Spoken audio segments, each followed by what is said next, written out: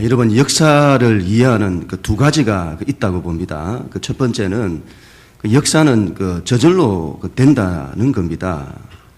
그리고 저절로 되어져 간다는 겁니다. 그냥 역사가 관성에 의해서 흘러간다는 거죠. 두 번째는 역사에는 하나님의 뜻이 있는 겁니다. 하나님의 목적이 있는 겁니다. 그 목적을 이루기 위해 하나님의 계획과 의지가 작동하는 것입니다. 개인의 인생도 여러분 마찬가지입니다. 두 가지죠.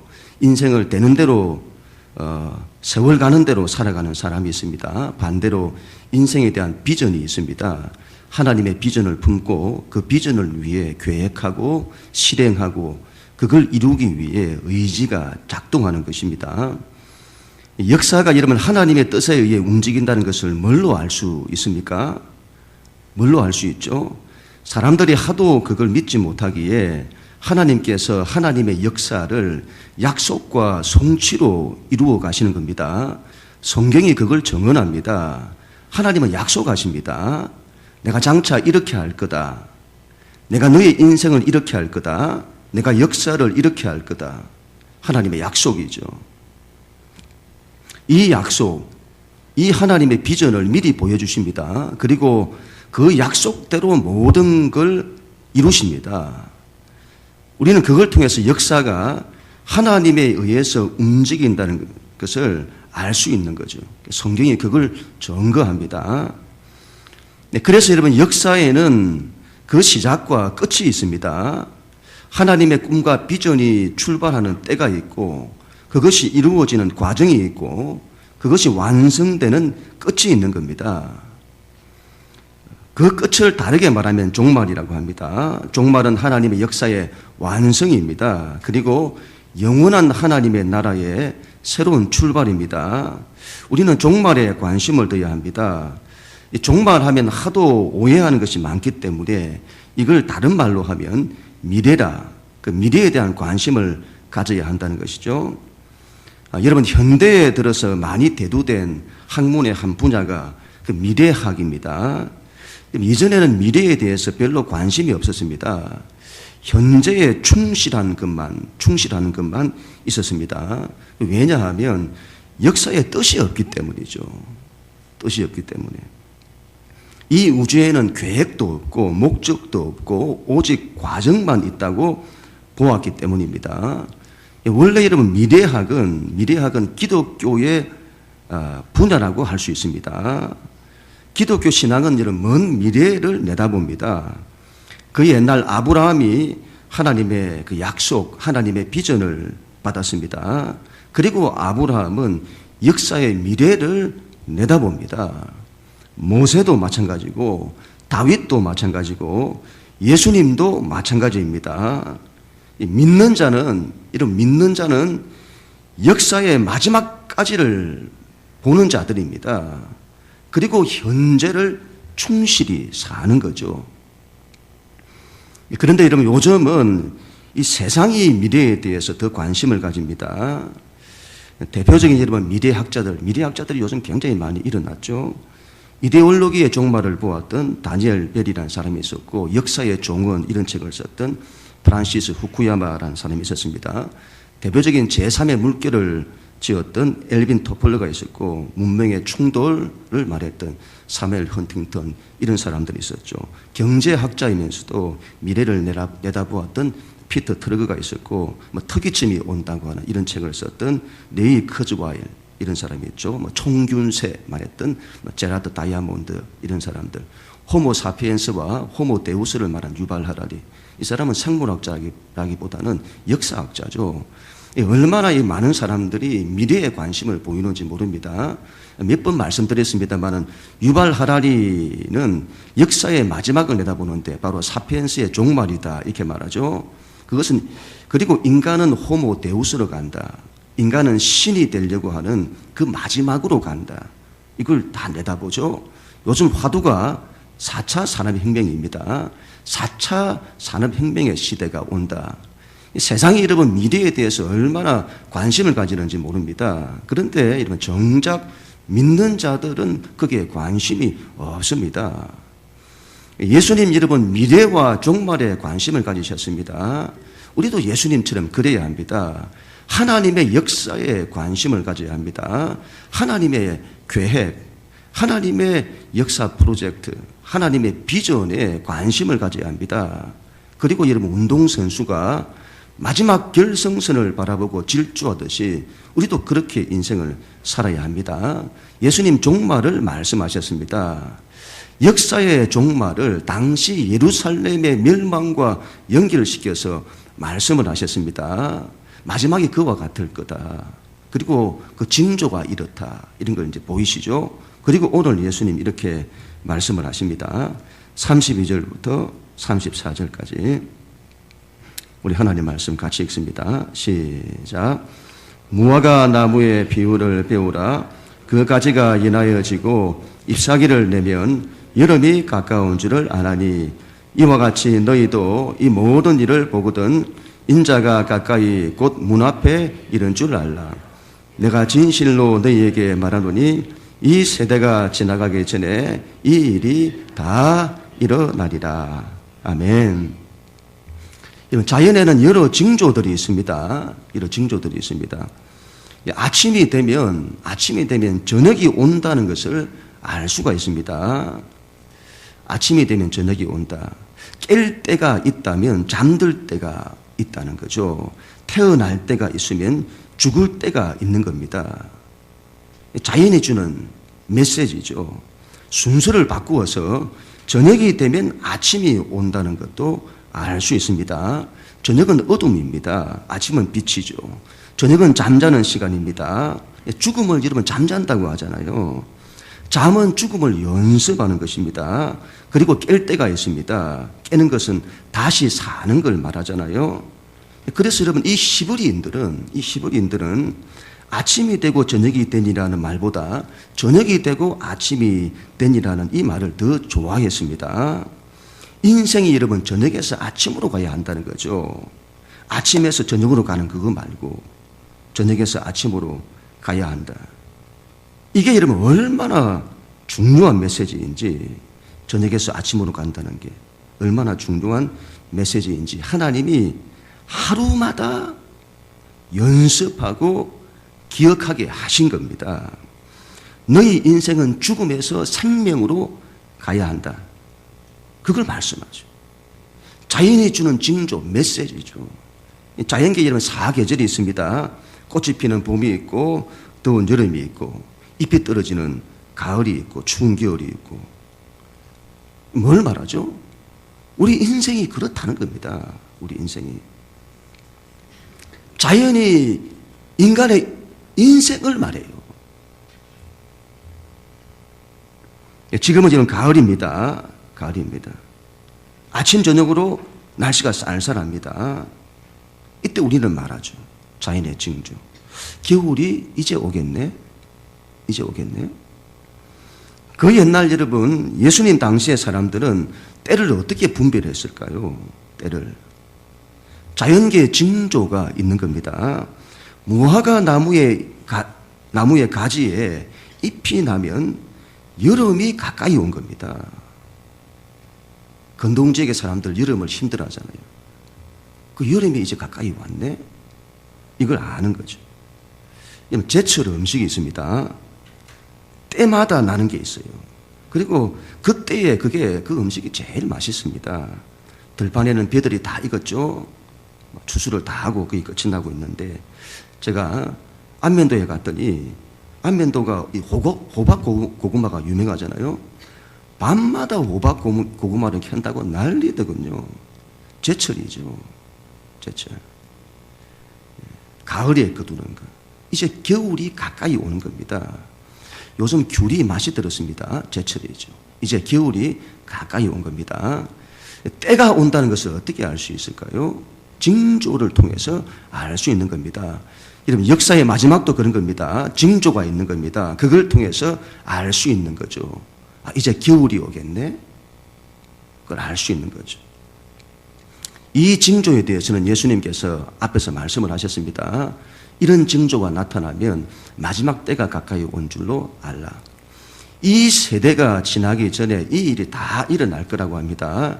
여러분 한 세대는 보통 30에서 40년 정도를 말하죠. 그래서 예수님의 이 말씀은 1차적으로 예루살렘의 멸망을 말씀하신 겁니다. 그리고 그와 같이 역사의 마지막에도 이런 일이 일어날 거다. 그걸 말씀하죠. 그리고 예수님 이어서 이렇게 말씀을 하십니다. 35절, 36절. 우리 같이 한번 읽습니다. 시작. 천지는 없어질지언정 내 말은 없어지지 아니하리라.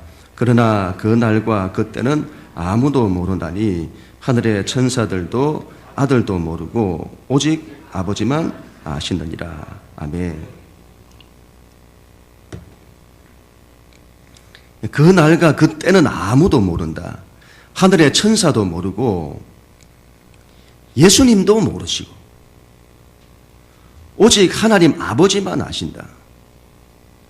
그건 하나님 아버지의 전적인 주권이다. 그 날과 그 때를 정하는 것은 예수님의 일이 아닙니다. 하나님 아버지의 일입니다. 예수님도 거기에는 관심을 두지 않으셨습니다. 우리가 관심을 둬야 하는 것은 징조입니다. 그 징조를 보고 마지막 때가 가까이 왔다는 것을 분별하는 것이지 그 날과 그 때는 누구도 모릅니다. 예수님께서 여러분 이렇게까지 말씀을 하셨는데도 그 날과 그 때에 관심을 가지는 사람들이 있습니다. 그래서는 안 되겠습니다. 왜 예수님께서 이런 종말에 대한 말씀을 하시는지를 이해를 해야 됩니다. 이 점을 뒤에서 말씀을 드리겠습니다. 하여튼 그 날과 그 때는 아무도 모른다. 여기서 우리는 한 가지가 궁금하죠. 왜 하나님께서는 그 날과 그 때를 가르쳐 주시지 않는 것일까요? 왜 안 가르쳐 주시죠? 여기서 우리는 기억을 해야 됩니다. 여러분, 하나님의 역사는 결정론이 아닙니다. 프로그램이 아닙니다. 역사의 처음부터 하나님이 계획을 하실 때에 마지막 날은 몇 년, 몇 월, 며칠일 거다. 그렇게 프로그램 하시지 않으셨다는 겁니다. 하나님의 역사는 닫힌 시스템이 아니고 열린 시스템입니다. 하나님의 역사는 유동적입니다.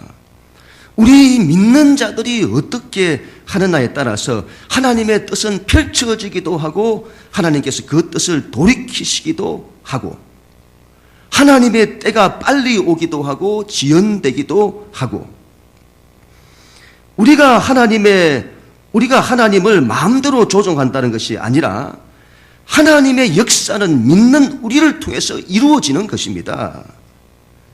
그래서 우리가 이런 불순종하면 하나님께서 그 사람이 순종할 때까지 기다리시는 것이고 우리가 순종하면 하나님의 역사가 우리를 통해서 바로바로 이루어지는 것입니다. 하나님의 역사가 유연성을 가졌다는 것을 기억해야 합니다. 그러나 여러분 그 때와 그 날은 우리가 알 수 없으나 그러나 반드시 그 날, 그 종말은 온다는 겁니다. 여러분 반드시 역사의 마지막이 옵니다. 여러분 개인의 종말이 반드시 오잖아요. 아침이 되면 저녁이 오잖아요. D-Day가 오잖아요. D-Day가.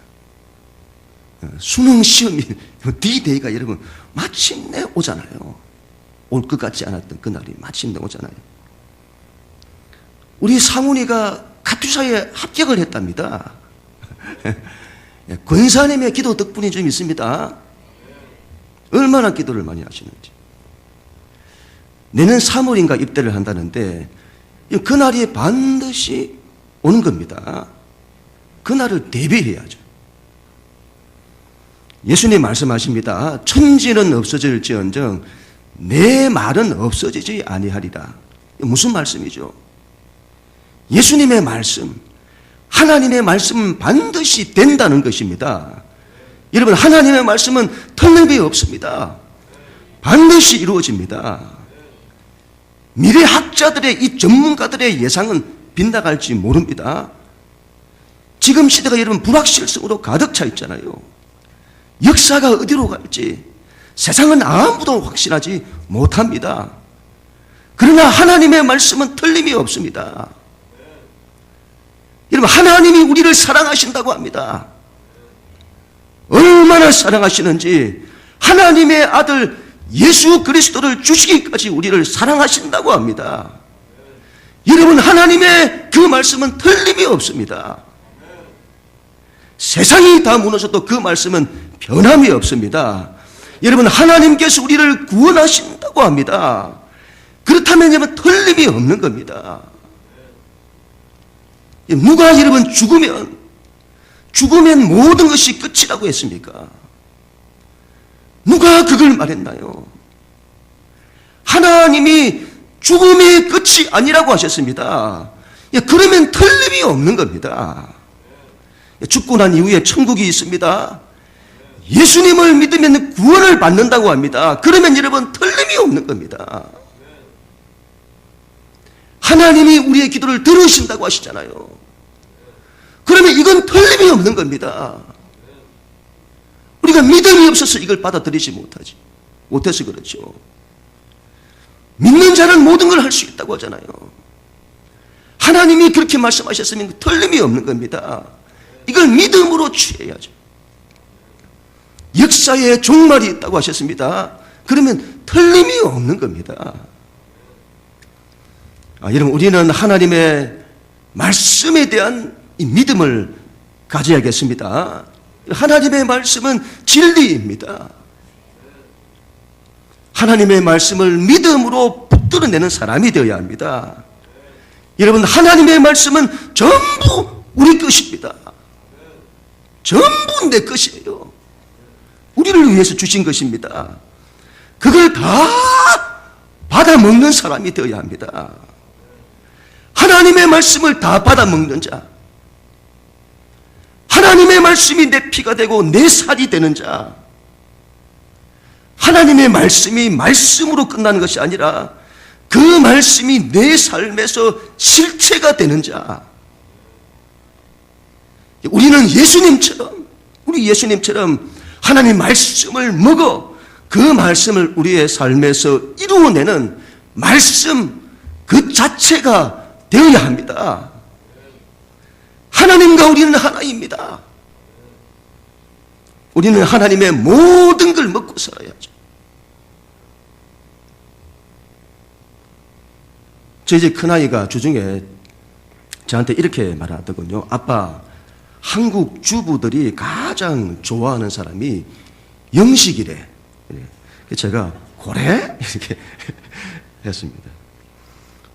한국 주부들이 삼시세끼를 꼬박꼬박 챙겨 먹는 삼시기를 가장 싫어하고, 그 다음에 이시기, 그 다음에 일시기, 영시기를 가장 좋아한다는 겁니다. 참 얼마나 할렐루야인지, 얼마나 감사한지. 그러나 여러분, 하나님 나라에서는 그렇지 않습니다. 삼시세끼 꼬박꼬박 챙겨 먹어야 합니다. 하나님의 말씀을 챙겨 먹어야 합니다. 지금 시대가 여러분 얼마나 어려운지 모릅니다. 얼마나 어려운지요. 세상이 우리의 믿음을 다 흔들고 성도들의 권세를 다 깨트립니다. 하나님의 말씀을 믿지 못하게 합니다. 말씀에 대한 믿음이 있어야죠. 하나님의 말씀을 붙들고 일어서야 합니다. 일어서야 합니다. 일평생 우리 신앙이 일평생 하나님의 말씀에 대한 믿음이 없어서 그 믿음 가진다고 일평생을 다 보내는 사람들이 있습니다. 하나님 말씀 붙들고 그 말씀을 이루어내는 사람으로 살아야죠. 말씀을 붙드는 자, 말씀을 이루는 자. 하나님께서 그런 믿음의 사람을 통해서 반드시 당신의 역사를 이루실 줄로 믿습니다. 예수님 또 이렇게 말씀을 하십니다. 37절부터 39절. 우리 하나님 말씀 같이 읽습니다. 시작. 노아의 때와 같이 인자의 임함도 그러하리라. 홍수전에 방주에 들어가는 날까지 사람들이 먹고 마시고 장가들고 시집가고 있으면서 홍수가 나서 그들을 다 멸하기까지 깨닫지 못하였으니 인자의 임함도 이와 같으리라. 아멘. 이런 마지막 때는 노아의 때와 같을 것이다. 노아 당시에는 세상은 하나님께 관심이 없었습니다. 구원에 관심이 없었습니다. 세상이 홍수로 심판받는 때가 올 것이라고 했습니다. 그리고는 하나님이 예비하신 구원의 방주로 들어오라고 했습니다. 그러나 세상은 그 말을 듣지 않았습니다. 그들의 태도는 종말이 오냐? 그 때가 오기는 오냐? 세상이 홍수로 심판을 받는다고 누가 그러든 어떻게 이 세상이 무너지냐? 그 당시 세상의 모든 사람들이 하나님을 부정하고 하나님을 거부했습니다. 노아를 조롱했습니다. 하나님 믿는 자들을. 노아를 반대했습니다. 그들에게는 생명에 대한 구원보다 더 중요한 것이 이 땅에서 먹고 마시는 것이었습니다. 시집가고 장가가는 것이었습니다. 그게 중요하지 않다는 것이 아닙니다. 먹고 사는 문제에 모든 마음을 다 빼앗기고 있는 겁니다. 보세요, 여러분. 지금의 시대나 그 시대나 똑같습니다. 지금 시대를 보세요. 인생이 뭔지, 사는 게 뭔지, 죽음이 뭔지, 천국이 뭔지, 구원이 뭔지, 그런데 관심 없습니다. 이 인간의 욕망이 뭐라고? 먹고 마시고 시집가고 장가가고 TV 보고 게임하고 놀러다니고 이런 거 하지 말라는 것이 아닙니다. 우리의 삶이 어디에 가치를 두고 있느냐 하는 겁니다. 내가 어디에 마음을 두고 있느냐? 너희 보물이 있는 곳에 너희 마음도 있다. 여러분의 보물은 무엇입니까? 어디에 마음을 두고 있습니까? 세상에 있는 대부분의 사람들이 그 길을 가니 믿는 자들도 그 길을 따라갑니다. 다수가 그렇게 생각하는 것이 안전하고 옳다고, 다수가 가는 길이 옳다고 생각을 합니다. 예수님 말씀하시죠. 죽음이 있는 곳에 독수리가 모이는 법이다. 죽음이 있는 곳에 사람들이 모여든다. 거기에는 아무것도 없다. 그것은 허망한 것이다. 그것은 절망이고 그것은 죽음이다. 그런데 사람들이 그게 길인 줄 알고 갑니다. 노아는 그 시대의 문화, 그 시대의 대중을 따라가지 않았습니다. 그는 하나님의 말씀을 따라갔습니다. 마침내 그 때가 왔습니다. 세상에 대홍수가 찾아왔습니다. 그 날은 예기치 않게 찾아왔습니다. 그때까지, 마지막 그때까지 사람들은 하나님을 거부했습니다. 하나님이 일주일이라는 기간 동안에 사람들을 방주로 불러 모았습니다. 그때까지도 기회가 있었습니다. 그러나 사람들은 전부 그걸 거부했습니다. 사람들은 그때나 지금이나 똑같습니다. 죽었으면 죽었지 하나님을 안 믿으려고 합니다. 노아와 그 가족만이 구원을 받았습니다. 예수님 이렇게 말씀하시죠. 42절부터 44절 우리 같이 읽습니다. 시작. 그러므로 깨어있으라. 어느 날에 너희 주가 임할는지 너희가 알지 못함이니라. 너희도 아는 바니 만일 집주인이 도둑이 어느 시각에 올 줄을 알았더라면 깨어있어 그 집을 뚫지 못하게 하였으리라. 이러므로 너희도 준비하고 있으라. 생각하지 않은 때에 인자가 오리라. 아멘. 예수님 말씀에 너희는 깨어 있어야 한다. 깨어 준비되어야 한다. 그 날과 그 때는 아무도 모른다. 중요한 것은 그 날과 그 때가 아니라 신앙의 자세다. 삶의 자세다. 언제 어느 때에 그 날이 오든지 준비되어 있어야 한다. 두 사람이 이런 밭에서 일을 하는 겁니다. 한 사람은 아버지일 수도 있고 한 사람은 아들일 수 있습니다. 한 사람은 형일 수도 있고 한 사람은 동생일 수 있습니다. 두 사람은 친구일 수 있고 직장 동료일 수 있습니다. 그런데 갑자기 종말이 닥쳐 한 사람은 구원을 받고 한 사람은 구원을 받지 못하는 겁니다. 두 여자가 맷돌질을 하고 있습니다. 한 사람은 어머니일 수 있고 한 사람은 딸일 수 있습니다. 한 사람은 언니이고 한 사람은 여동생일 수 있습니다. 그런데 갑자기 종말이 닥쳐 한 사람은 구원을 받고 한 사람은 구원을 받지 못하는 겁니다. 언제 종말이 와도 언제 부르심을 받아도 천국 갈 준비가 되어 있어야 한다는 것입니다. 우리는 지난 한 주간 동안에 너무도 안타까운 소식을 들었습니다. 많은 국민의 사랑을 받았던 한 배우가 갑작스러운 종말을 맞이했습니다. 많은 국민이 망연자실했죠. 며칠 전까지만 해도 나무 조연상을 받고는 기뻐했는데 종말이 갑자기 찾아온 겁니다. 사고 영상을 보신 분들은 아시겠지만 너무 안타까운 겁니다. 몸에 무슨 이상이 생긴 것일까요? 서울 도심에서 그런 사고가 쉽지 않은데 어떻게 그런 일이 일어날 수 있는 것일까요? 종말이, 개인의 종말이 도둑같이 찾아온 겁니다. 창원 터널 근처에서 폭발 사고가 일어나 여러 사람이 죽고 다쳤습니다. 제가 한 기사를 보니까 한 남자가 통곡을 하는 겁니다. 사랑하는 아내를 잃은 겁니다. 얼마나 안타까운지요. 너무도 갑작스럽게 도둑같이 종말이 찾아온 겁니다. 여러분 어떻게 해야 할까요? 어떻게 해야 될까요? 이게 어디 이러면 그들만의 일입니까? 우리가 모양은 다르고 때는 다르지만 이러한 종말은 모든 이에게 예외 없이 찾아오는 겁니다. 여러분 어떻게 해야 할까요? 그 안타까움을, 그 슬픔을 여러분 어떻게 해야 할까요? 예수님 말씀하시는 거죠. 너희는 깨어 준비되어 있어야 한다. 언제 종말이 찾아올지 모른다. 어떤 환경, 어떤 사건, 어떤 질병, 어떤 죽음으로 종말이 찾아올지 모른다. 너희는 준비되어 있어야 한다. 언제 죽더라도 구원받을 수 있는 준비가 되어 있어야 한다. 언제 죽더라도 천국 갈 수 있는 준비가 되어 있어야 한다.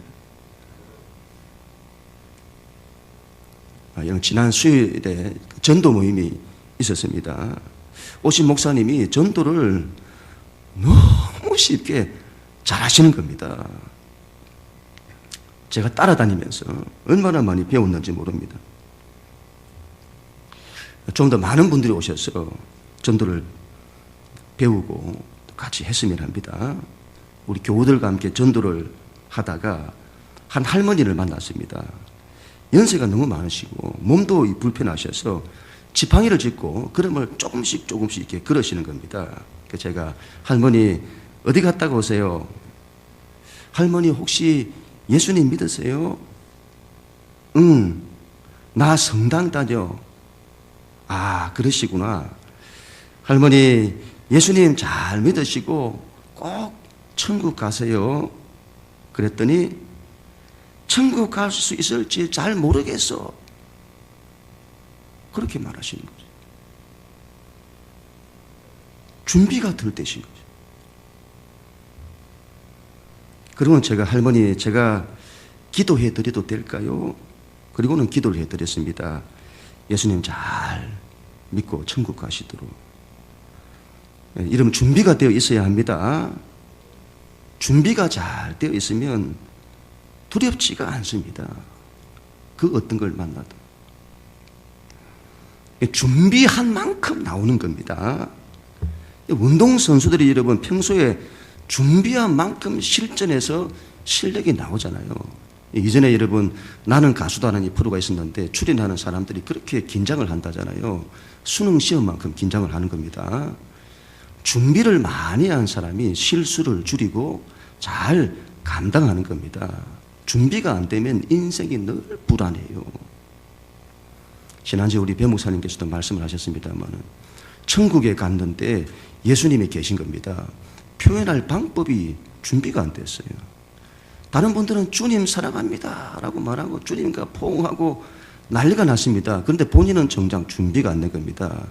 그리고는 저 말씀 많이 들었습니다.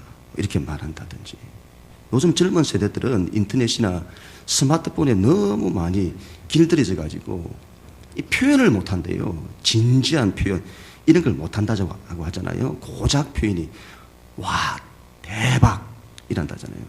예수님을 만나도 어떻게 표현할지 몰라가지고 준비가 안 돼 있어가지고 와 대박 그렇게 할지 모르겠습니다. 이런 준비가 되어야 합니다. 준비가 언제 종말이 와도 어떤 문제를 만나도 그게 나에게 아무런 문제가 되지 않는 그런 사람이 되어야 합니다. 하나님 더 사랑하시고 사람 더 사랑하시고 하나님을 믿어내야 합니다. 하나님. 우리 하나님 같으신 분이 없습니다.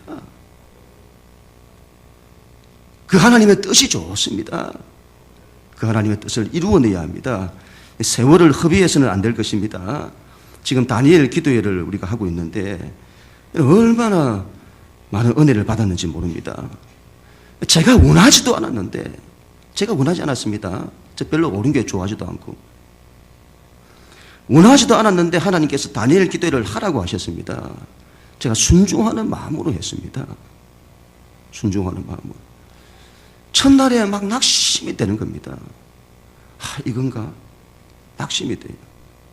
그런데 하나님이 인도하셨으니 하나님의 뜻이 계실 거다. 그 믿음을 가졌죠. 둘째 날에 초청 강사로 오신 목사님의 말씀을 들으면서 얼마나 많은 은혜를 받았는지 모릅니다. 이 이틀째 오신 분을 통해서 믿음이 무엇인지를 다시 생각하게 되었습니다. 얼마나 대단한 믿음을 가졌는지 하나님을 믿는다는 것은 저래야 하는구나 이걸 깨닫게 된 것입니다. 셋째 날에 오신 분을 통해서는 순종이 무엇인지를 제가 배웠습니다. 부모의 신앙이 자녀에게 어떻게 복이 되는지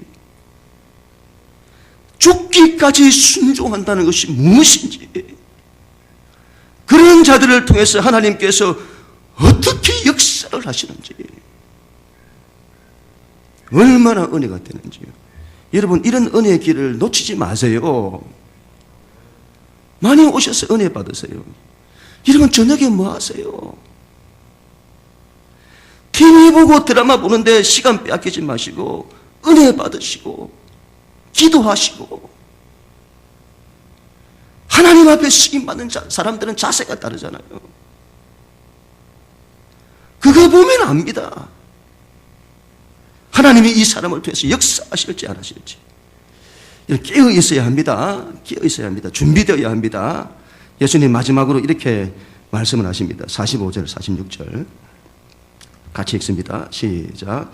충성되고 지혜로운 종이 되어 주인에게 그 집 사람들을 맡아 때를 따라 양식을 나눠줄 자가 누구냐.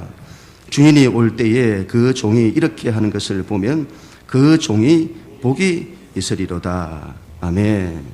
예수님의 오늘 말씀은 믿지 않는 자나 또 믿음이 없는 자들에게만 해당되는 것이 아니라 믿는 자들에게도 해당된다는 것을 말씀합니다.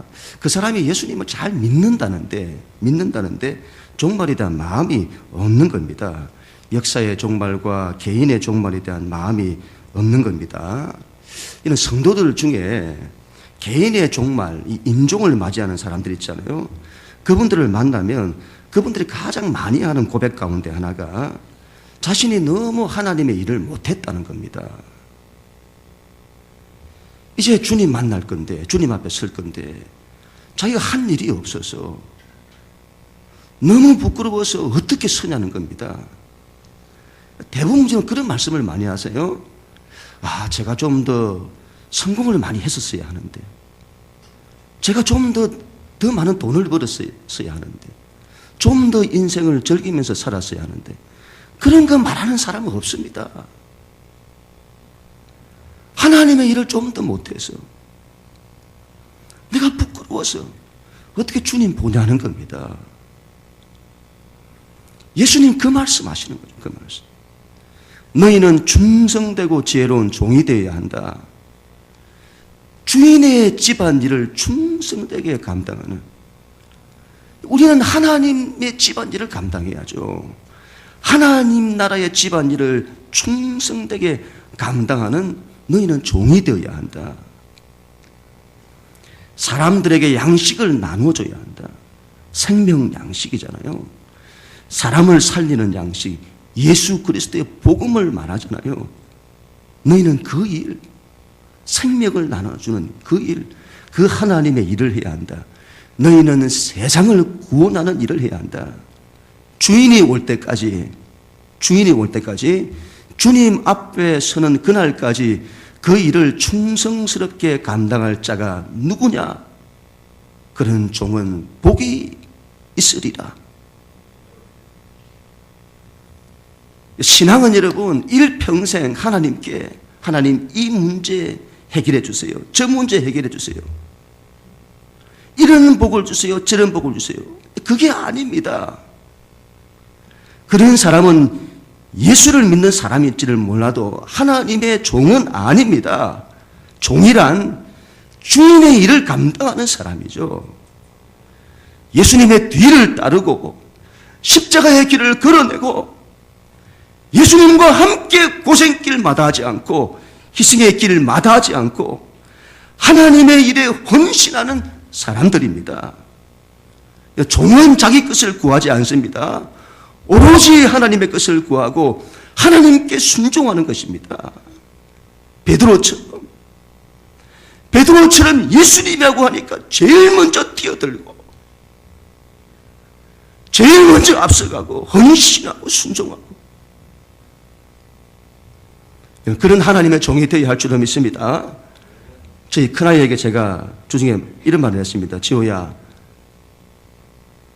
너는 하나님께 열방을 유업으로 달라고 기도해야 한다. 그랬더니 아빠, 유업이 뭐야? 유업이 뭐죠? 하나님이 하라고 주시는 하나님으로부터 받는 사업, 소유, 내 삶의 터전을 말합니다. 열방을 유업으로 달라고 해야 한다. 하나님의 세계 비전을 달라고 기도해야 한다. 주여, 너는 그 일을 위해서 헌신해야 한다. 하나님께서 그 일에 너를 쓰실 거다. 하나님의 비전을 위해서 모든 걸 선택해라. 그러면 하나님께서 반드시 지키실 거다. 모든 길을 여실 거다. 여러분, 우리의 모든 자녀들이, 교회 학교 우리 모든 자녀들이 다 그렇게 되었으면 합니다. 하나님의 비전으로 일어서야죠. 여러분, 하나님의 비전을 품고 여러분 하나님의 일을 하십시오. 그것보다 여러분 더 큰 복이 어디 있습니까? 세상을 살리는 자가 되어야 합니다. 세상을 구원하는 자가 되세요. 예수님처럼. 가정도 못 살리는데 어떻게 세상을 살립니까? 가정을 구원 못한다고 이웃을 구원 못하는 것 아닙니다. 가정을 살리십시오. 그리고 이웃을 살리십시오. 민족을 살리세요. 그리고 모든 민족, 세계를 구원하십시오. 그 일에 충성해야 할 줄로 믿습니다. 하나님이 반드시 역사하실 것입니다. 그 일에 믿음으로 일어서는 우리 모두가 다 되어지기를 주님 이름으로 간절히 축원합니다.